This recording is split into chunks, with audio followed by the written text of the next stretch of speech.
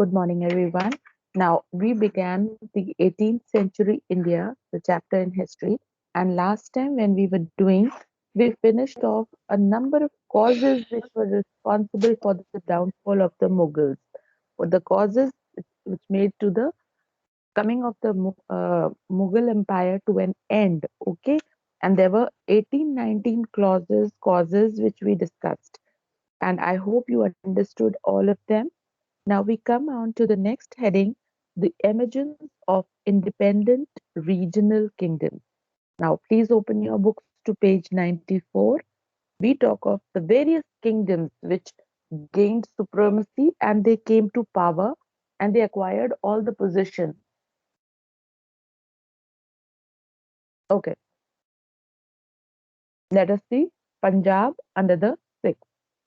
The Sikhs became a strong political and military force under Guru Gobind Singh. Please underline his name. It was under Guru Gobind Singh that the Sikhs first accumulated all the power and they gathered the responsibility of looking after their own province.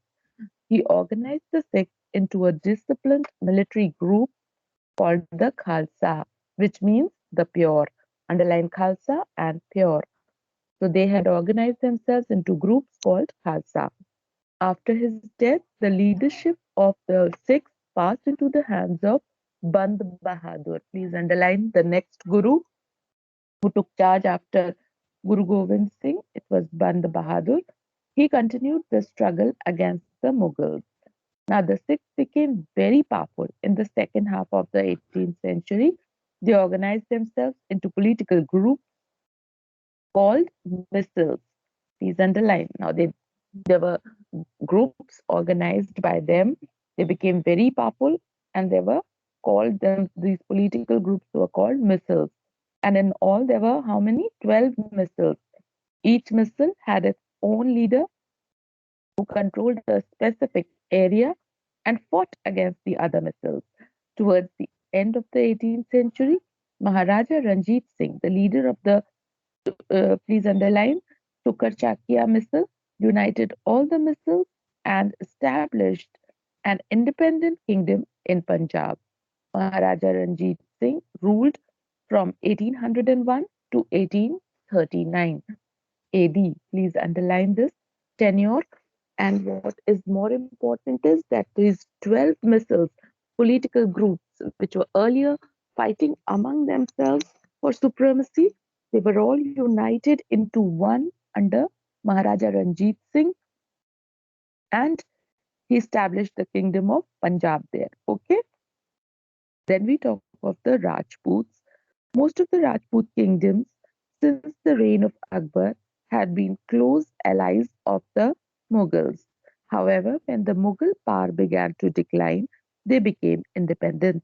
The most outstanding Rajput ruler of this period was Savai Raja Jai Singh of Amber. Please underline, now called Jaipur. Amber is now Jaipur. Okay.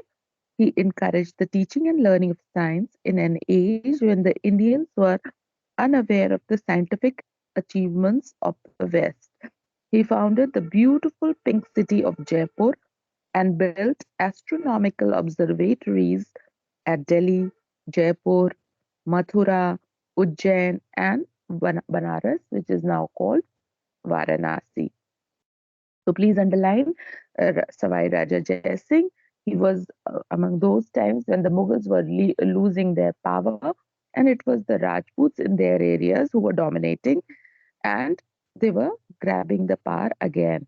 Earlier, they were friends with the Mughals. Now, as the Mughal power was declining, they again regained their independence. Then we talk of Awadh, that means UP here area, the area where we live. Sadat Khan was appointed the governor of Awadh in 1722 AD by the Mughal emperor Muhammad Shah. Now you remember the weak Mughals, among them Muhammad Shah, he appointed Sadat Khan to go and rule Awadh. That means this area where we live.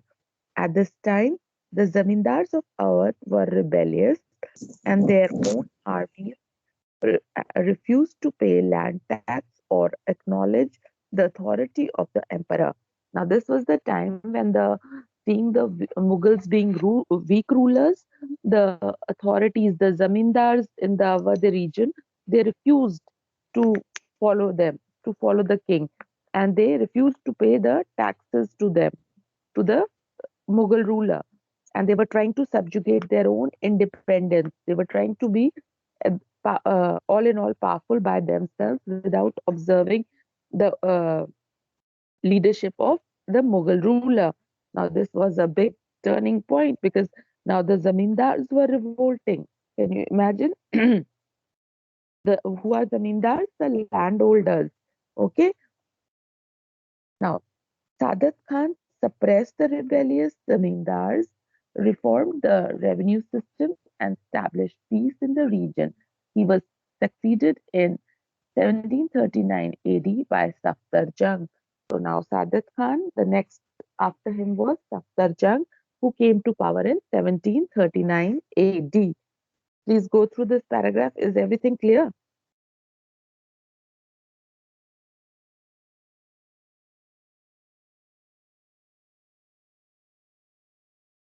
At least respond to me. Uh, Send me an emoji at least. How do I know Yes, whether you are listening? Okay. Every time I ask a question, at least yes, ma'am. respond through an emoji. Thank you. Okay, so basically, I hope it is clear that Sadat Khan, he was the next governor who was appointed in Awadh by Muhammad Shah, who was a weak Mughal ruler. And during this time, the zamindars were not ready to pay the taxes. And so he put a check on them and he reformed the revenue system and he established his reign there. That means now he himself became the king, no longer under Muhammad Shah he was. Okay. Now, Sadat Khan and his successors ruled Awadh as independent rulers. They provided good administration to the people. Lucknow was the capital of the Awadh rulers. Can you see? We're talking about our place. It has many beautiful monuments dating back to this period. So we have still a number of monuments which tell you about this age time. Okay. Then we come on to Bengal. Murshid Ali Khan was the governor of what is it? Murshid Ali Khan was the governor of Bengal from 1717 to 1727 AD. He shifted his capital from Dhaka to Murshidabad and became independent from Delhi. He was succeeded by Shujauddaulah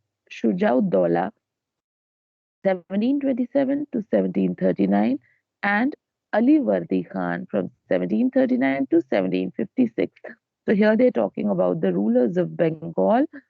Murshid Ali Khan, he was the governor of Bengal.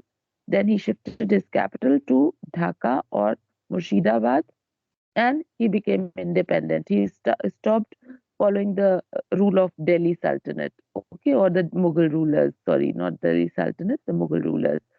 And he was later on succeeded by Shujauddaulah and Ali Vardi Khan.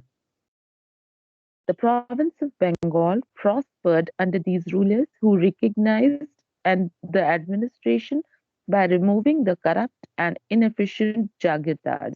So now the Bengal province was turning out to be a very prosperous one because they had efficient rulers to look after their territory and they had put a check on the administration and also on the inefficient jagirdars. Jagirdars are the ones who hoard money. Okay, they raised a new class of zamindars who were mostly Bengali, Hindus for collecting of land revenue, etc. So now what they did was they appointed people who were Bengali and Hindus for this work of collection of land revenue. These zamindars were loyal to the Nawabs. Now they were very loyal to the Nawabs. They did what the Nawabs said. Trade and industry were also encouraged. The Nawabs of Bengal gave the province complete peace and prosperity. Ali Vardi Khan also concluded a treaty with the Marathas and agreed to pay them tribute in order to keep them away from Bengal. So now was the time when Marathas were also growing in power. So these people in Bengal, the rulers, the Nawabs of Bengal, They gave a tribute, they gave a little sum of money to the Marathas as a tribute that they should not be attacked by the Marathas. Okay, so the Marathas kept away from the Bengal province. But these Nawabs could not realize the danger that the European trading companies posed to their authority. After the death of Alivardi Khan, the English East India Company captured the entire territory of Bengal, Bihar, and Orissa, which is now Odisha. So, what was happening was the Marathas or the local people, they did not do anything. It was the coming of the Europeans. You know that India was ruled by the Britishers for a pretty long time. You all know that? Send a thumbs up. You must be knowing it. Yes, ma'am. Yes. And can you imagine? This was the stepping time. This was the first step they had taken. The Britishers, they came to India, the England, the people of England, they came to India as a trading unit. It was called English East India Company. It was a company which had come to trade with India. And gradually, they captured the whole of Bengal, Bihar, and Orissa. And they started taking privilege of that. Okay. Now we come on to Hyderabad. The kingdom of Hyderabad was founded by Chin Quilich Khan. Please underline Chin Quilich Khan. He was the ruler of Hyderabad at that time in 1724 AD. Please remember these dates. He was the Wazir of Mughal king. Now, Wazir of Mughal king, that means he was still under the Mughal ruler. But Muhammad Shah and had been awarded the title of Nizamul Mulk. He was the Wazir of the Mughal king Muhammad Shah and had been awarded the title of Nizamul Mulk. So see, Chin Quilich Khan, he was the Wazir of the Mughal king Muhammad Shah, who was a weak ruler again. If you turn over, you'll see the series of weak rulers of Delhi. And he was Chin Quilich Khan was given a title of called Nizamul Mulk. Okay, though he did not formally declare his independence, he ruled over Hyderabad as an independent ruler. So this Chin Quilich Khan, what he did was he was called Nizamun Mulk, and though he did not go and tell this to the whole world that I am going to rule independently, but then he did not follow uh, ru- uh, the conditions of the Mughals, and he himself declared himself as a independent ruler. His successors belonged to Asaf Shahi dynasty and were known as Nizams. And Quilch Khan's ancestors, they were called Nizams. So they were the Nizams of Hyderabad who ruled. Okay, next we come on to the Jarts. The Jarts occupied the region around Delhi, Agra, and Mathura. They were a hardy tribe and farmers by occupation. They are known for their valor, energy, martial dash, and perseverance. Chudaman and Rajaram were their famous village headmen who increased their power.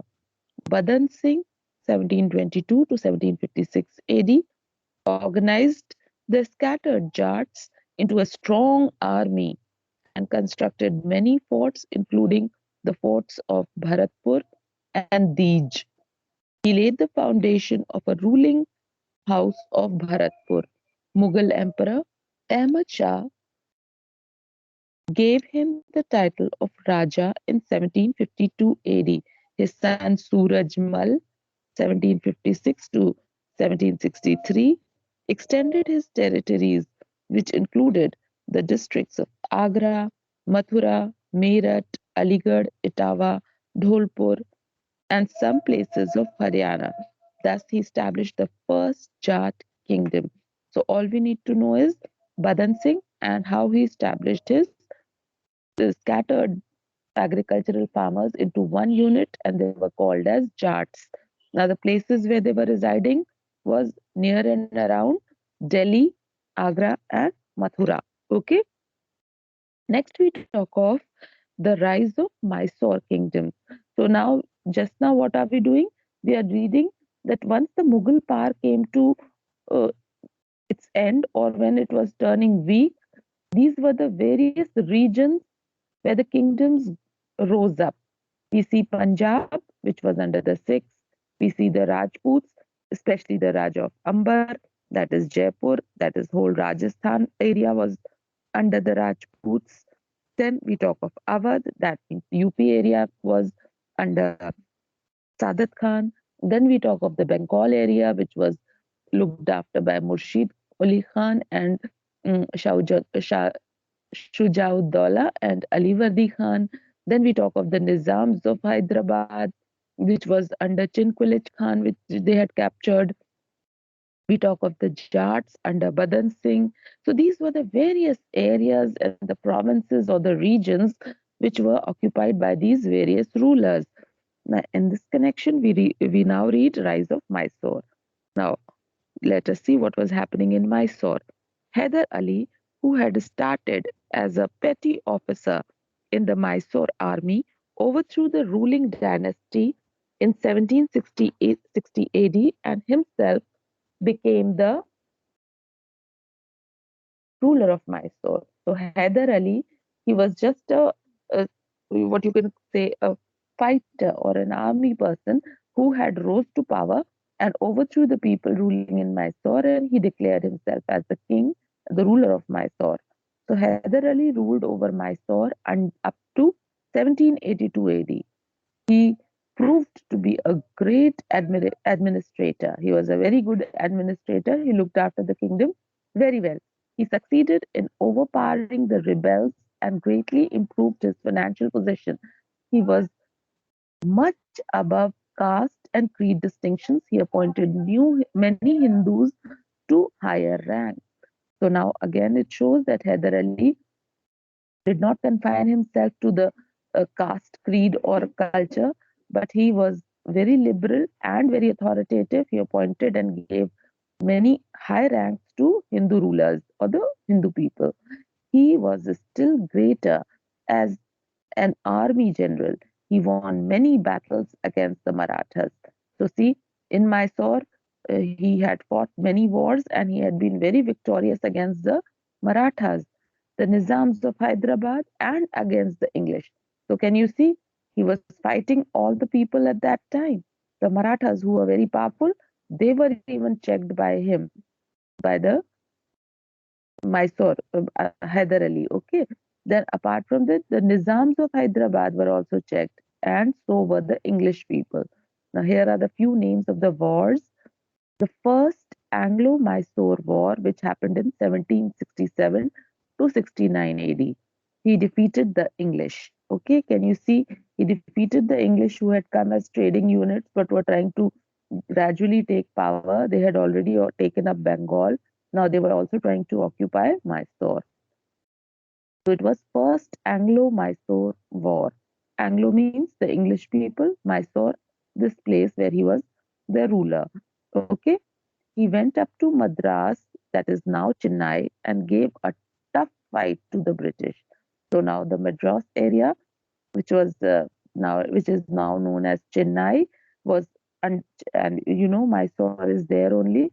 So Chennai area, he went up to that area and he gave the Britishers a tough fight. Why? Because the Britishers were establishing their Chennai is a seaport and they had come as a trading unit.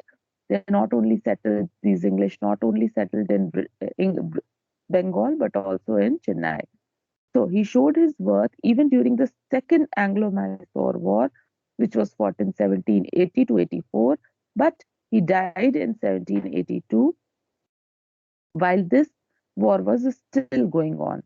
His son Tipu Sultan, who took over from 1782 to 1799, was an able ruler. During his reign, trade and industry were encouraged and farmers were looked after well.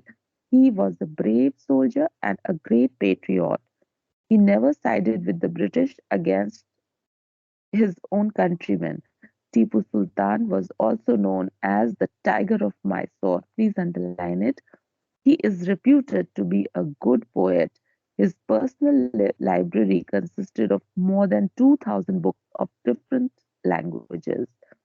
Now we come on to the last but the least heading, that is the Marathas, which we will do in our next class, where we will be discussing the Marathas who also had gained power during this time when the Mughals were turning weak. I hope this much is clear to each one of you. Have you all understood?